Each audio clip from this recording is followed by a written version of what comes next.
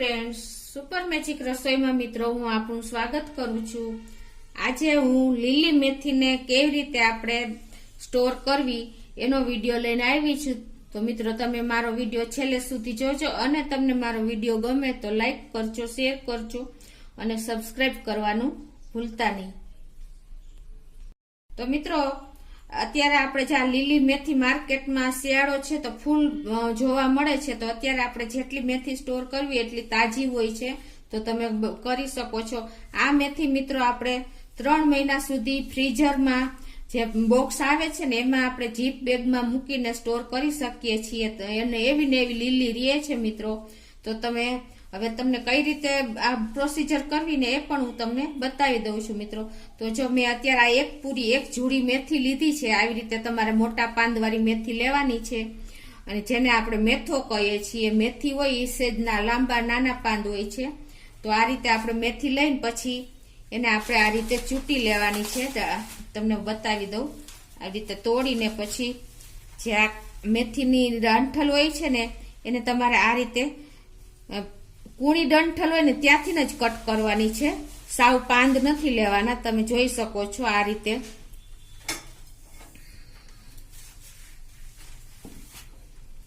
રીતે સેજ કૂણી ડંઠલથી જ તમારે કટ કરવાની છે।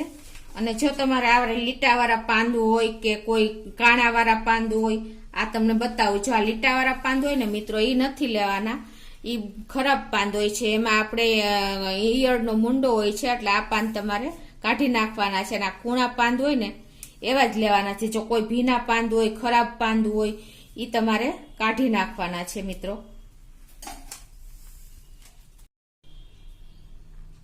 તો મિત્રો જો આ રીતે આપણે કૂણી ડંઠલ આટલી લીધી છે, અને આ રીતે આપણે કટિંગ કરી લીધું છે મેથીની એક પૂરીનું।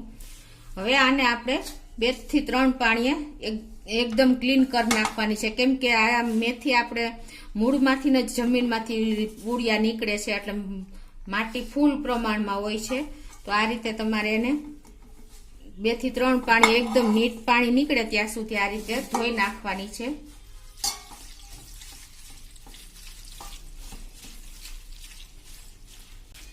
આ રીતે તમારે 2 થી 3 પાણી ચોખ્ખું નીકળે ત્યાં સુધી તમારે ક્લીન કરી નાખવાનું છે।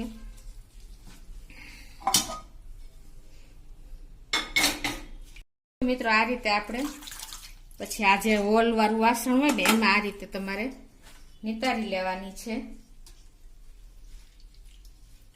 હજી આને હું એક પાણીએ ધોઈ લઈશ। જો આવું તાજું પાણી નીકળે ને ત્યાં સુધી આપણે એને મેં ધોઈ લીધી છે।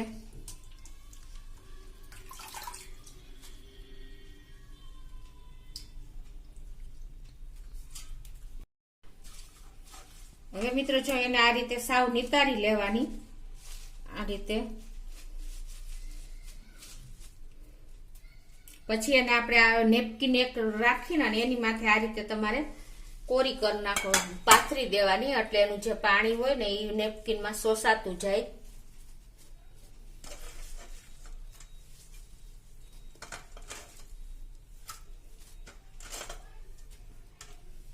અને એની માથે આપણે હવે આ કોળી કરીને પછી એની માથે આપણે બીજો નેપકિન આ રીતે ઢાંકી દેવાનો, એટલે શું થશે કે ઉપરનું નેપકિન આમ વજન નથી દેવાનું, આમ પોલા હાથે તમારે સેજ આ રીતે કરવાનું, એટલે એનું પાણી એકદમ સરસ શોષાઈ જાય। આ રીતે તમારે 10 મિનિટ રાખવાની છે, એટલે થોડી આપણી કોરી થઈ જશે।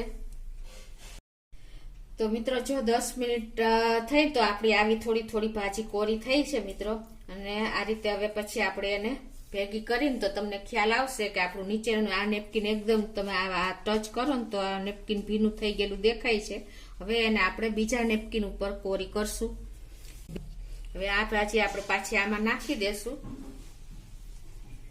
અને આને પાછી આપણે થોડીક વાર આવી રીતે પોળી કરીને બીજો વધારાનું નેપકિન હોય સૂકું એ પાછું માથે 10 મિનિટ આવી રીતે ઢાંકી દેશું, એટલે જે થોડું ઘણું પાણી રહ્યું છે એ મિત્રો શોષાઈ જાય। 10 મિનિટ પછી આ પણ તમે જોઈ શકો છો કે જો કોરી થઈ ગઈ છે, આપણે જોઈએ એવી। હવે આને આપણે આ રીતે સેજ પોળી કરીને અને 1.5 કલાક આપણે પંખા નીચે સુકાવા દેશું એટલે સાવ એકદમ ડ્રાય થઈ જાય. તમે જોઈ શકો છો મોટા ભાગનું પાણી શોષાઈ ગયું છે, પણ સાવ આપણા હાથ ભીના ન થાય એવી આપણે ડ્રાય કરવી હોય તો આપણે 1.5 કલાક પંખા નીચે રાખશું. મિત્રો મેં આ 1.5 કલાક પંખા નીચે રાખી છે અને સાવ તમે જોઈ શકો છો કે સાવ ડ્રાય થઈ સુકાઈ ગઈ છે. એકદમ પાણી ક્યાંય પણ જોવા નથી મળતું પાંદડા ઉપર કે એ રીતે. તો હવે આને આપણે કેવી રીતે ફ્રોઝન હવે કરવી, હવે મેઇન પ્રોસીજર છે મિત્રો. તો હવે આને આપણે જો આ રીતે થોડી થોડી હાથમાં લઈને અને કટિંગ કરી લેવાનું છે. આ રીતે તમે ચોપિંગ બોર્ડ ઉપર એકદમ ઝીણી ઝીણી સમાર લેવાની છે મિત્રો.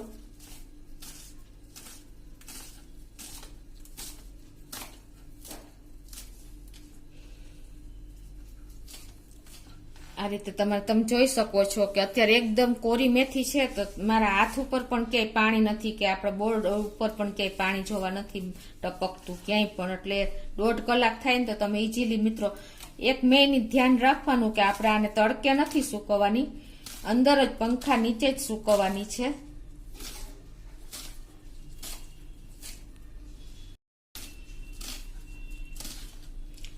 તો મિત્રો જો આ રીતે હવે હું જે વધેલી ભાજી છે એ બધી કટિંગ કરીને તમને બતાવું આગળ પ્રોસીજર. જો આ રીતે આપણે કટિંગ કરી લીધી છે. હવે આપણે જે આ જીપ બેગ આવે છે ને મિત્રો આ ટાઈપની, તમારે જે જો નાની નાની સાઈઝની તમે જીપ બેગ ભરશો ને તો તમારે જ્યારે ઉપયોગ કરશો ને ત્યારે તમારે સારું પડશે, કેમ કે બીજી મેથી તમારે એટલી ખોલવાની ન રહીએ ને તો તમારી મેથી એવી રીતે સેફ વધારે ટાઈમ સેફ રહીએ. એટલે આ રીતે હવે આપણે આ કટિંગ કરેલી મેથી આ જીપ લોક બેગ આવે છે એમાં આ રીતે ભરી લેશું આપણે.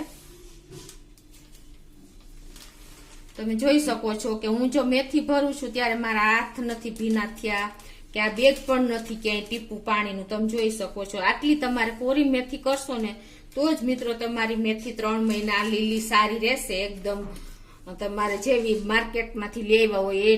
એટલે તમારે ખાસ આ નોટ કરવાની છે કે તમારું એક પણ ટીપું પાણીનું કે બેગ ભીની હોય કે તમારા હાથ ભીના હશે કે ક્યાંય પણ જો એક પાંદડું પણ ભીનું રહ્યું હશે ને તો તમારી મેથી બગડવાના ચાન્સીસ રહેશે મિત્રો. નહીંતર આમાં કોઈ જાતનો ડર નથી. 3 મહિના સુધી તમે આ મેથી તમારે જે ઓફ સિઝનમાં તમે આનો ઉપયોગ કરી શકશો. જો લાસ્ટ ટાઈમમાં તમે ભરશો ને મેથીની સિઝન શિયાળામાં જાય છે ત્યારે, પછી હવે એને આ રીતે તમારે લોક કરી દેવાનું જીપ બેગને અને આ રીતે તમારે ભરી લેવાની. નાની નાની બેગ ભરશો તો મેં તમને કીધું એમ તમારે એર કાઢી નાખવાની છે. આમાં સેજ એર આવી ગઈ છે. આ રીતે પેક કરવાની એટલે તમારે મેથીમાં કોઈ જાતનો પ્રોબ્લેમ ન આવે. તમે જોઈ શકો છો. અને હવે આ બેગને આપણે ફ્રીઝરમાં જે બોક્સ આવે છે ને એમાં રાખવાની છે, એટલે એમાં આઈસ પણ નહીં થાય અને એવી ને એવી તમારી ગ્રીન ભાજી રહેશે. ફ્રીઝરમાં જે આઈસ બોક્સ આવે છે ને જ્યાં આપણે આઈસ થતો નથી ત્યાં આવી રીતે ફ્રીઝરમાં જ રાખવાની છે. મારે નાનું ફ્રીજ છે, મોટા ફ્રીજમાં તમારા આઈસ બોક્સમાં આઈસના બોક્સમાં જ એક બોક્સ આવે છે. એટલે આ રીતે તમે એને સાચવી શકો છો અને 3 મહિના સુધી આવીને આવી રહી છે મિત્રો. તો તમને મારો વિડીયો ગમે તો લાઈક કરજો, શેર કરજો અને સબસ્ક્રાઈબ કરવાનું ભૂલતા નહીં.